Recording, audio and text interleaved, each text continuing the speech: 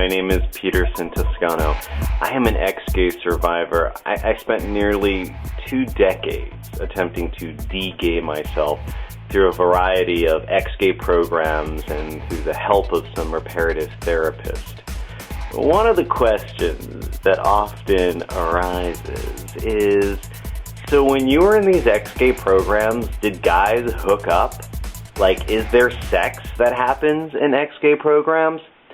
Now, I have to say, when I first enrolled in the Love in Action program, which is a residential ex-gay program in Memphis, Tennessee, I asked myself, does this make a whole lot of sense, having a bunch of guys living together who are struggling with their homosexuality, sharing rooms in the same house 24/7? It didn't seem to make a whole lot of sense. But you'd be surprised. I have to say, when I was in the homo nomo halfway house, as I affectionately call it, there was very little hooking up that took place, shockingly.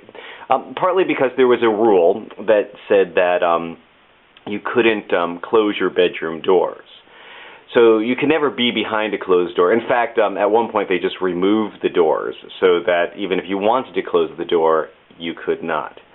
Now, there were ways that people attempted to kind of get close to each other, but you were under constant surveillance. I remember there was this one fellow participant that we got into trouble 2 different times.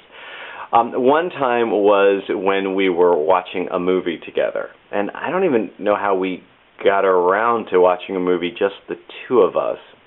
But all I remember is we were sitting on a couch watching a movie with a blanket over us, and hands started to wander. And then, of course, then we got a pang of guilt and immediately repented and then told the staff and were put off limits, which meant that we could not look each other in the eye, sit across from each other at the table, travel in the same car, or talk except in our rap sessions. At some other point with this same participant, had a thing, I guess, for him, we got into a little bit of trouble because we were praying a lot together.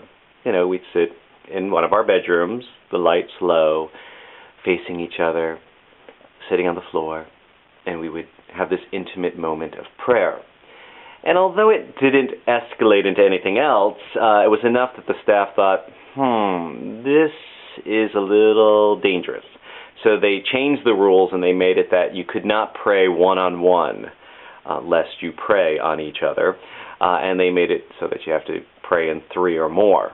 Although Jesus clearly said whenever 2 or 3 are gathered, whatever.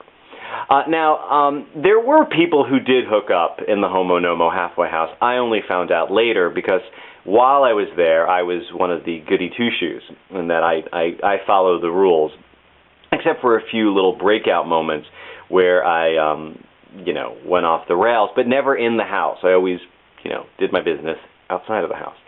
But yeah, I heard rumors afterwards of people who did all kinds of hooking up. Now, earlier in my ex-gay career, when I was, just starting out, 19, 20, 21, I was part of an ex-gay program in New York City called Life Ministries. And I have to admit there was a lot of hooking up going on at that time. And it was, it was very interesting how it would often happen.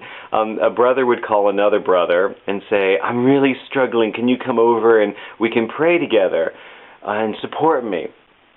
And so, one of us would go over, or somebody would come over to my house or whatever, and we'd sit and we'd talk about what we're struggling with, like, oh, there's this guy at my job, and oh, he's so hot, and I don't know what to do. And the other guy's like, well, let's just talk about it. What does he look like? Trying to deconstruct, where is this attraction coming from? And then inevitably it would end up with a little prayer session, and we'd be holding hands and praying. It's like, oh, God, I think. And the next thing you know, it's like, we'd be all making out, and I'm like, oh, my goodness. This isn't working at all. Yeah.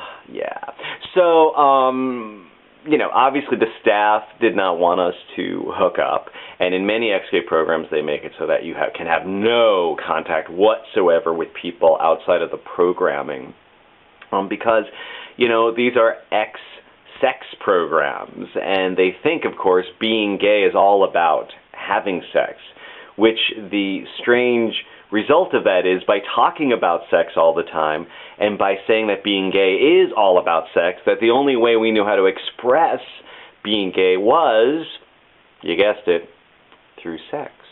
And it was only after I left these programs that I realized being gay is a lot of things. It's not just about sex, and I can have all kinds of interactions with other gay guys. This does not include simply having sex.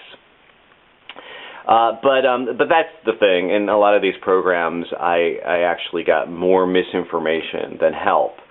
And although I think some of these programs, they intended to do good, they just were so woefully ignorant of sexuality, of human nature, of even the Bible, for all that they taught it. And in the end, I have to admit that I had more gay sex as an ex-gay than since coming out. So I think that answers the question. Is there sex in ex-gay programs? Yeah.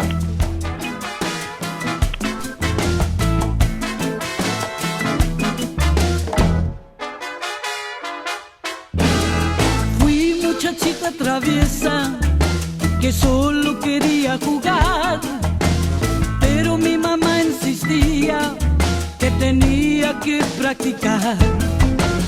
Ella tocaba guitarra y a mí me ponía a cantar, apuraba, la cantaba